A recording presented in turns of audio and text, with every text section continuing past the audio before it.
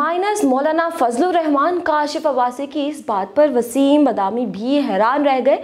Anchor और तज्जियाकार काशिफ अब्बासी के मुताबिक हुकूमत के इक़दाम तो ऐसे है ही नहीं कि वो आइनी तरमीम के लिए नंबर्स अपने पूरे कर सके।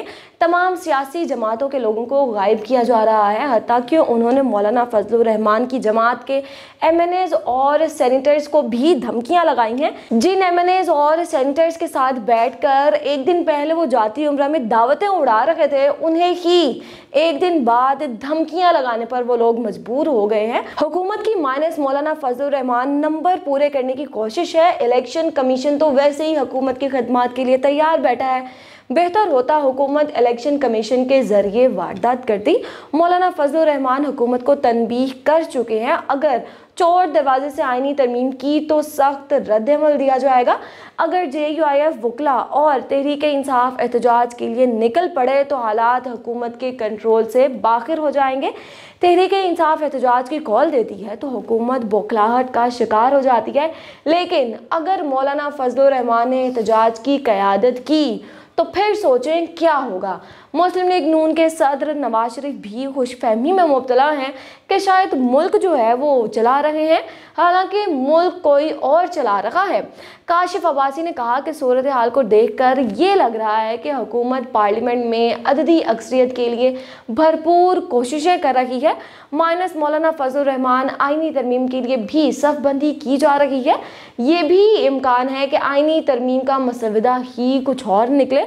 सेक्रेटरी इतलात तहरीक इंसाफ शेख वकास अकरम प्रोग्राम में गुफ्तगू करते हुए कहने लगे कि पहले दिन से ही हम आईनी अदालत के क़याम के ख़िलाफ़ हैं। आईनी बेंच पर हुकूमती इख्तियारात की तजवीज़ को भी हम हरगिज़ नहीं मानते।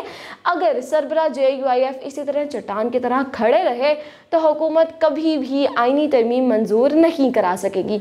इलेक्शन कमीशन ने मखसूस नशिस्तों में हेरा फेरी की तो सीना जोरी होगी।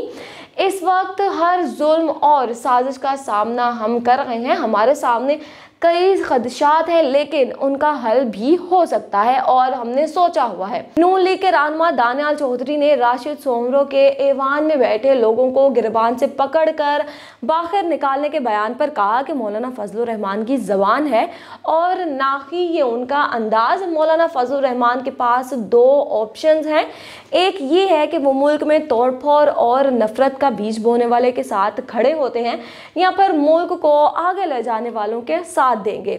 हम आइन के साथ खिलवाड़ करने वालों में से नहीं हैं। आइन की गलत तशरीह और आइन को दोबारा लिखने वालों का एहतसाब होगा।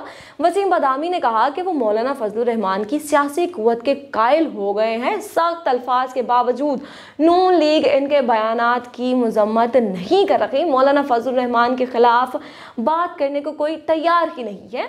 आईनी तरमीम के गिर्द पूरा सियासी मंजरनामा इस वक्त घूम रहा है। शेख वकास अकरम ने कहा कि नून लीग वाले मौलाना फजलुर रहमान के खिलाफ बात करने की ताकत ही नहीं रखते। नून लीग बिलावल भुट्टो के जरिए मौलाना फजलुर रहमान को राजी करना चाहती थी, लेकिन उनकी उम्मीदों पर ओस पड़ चुकी है।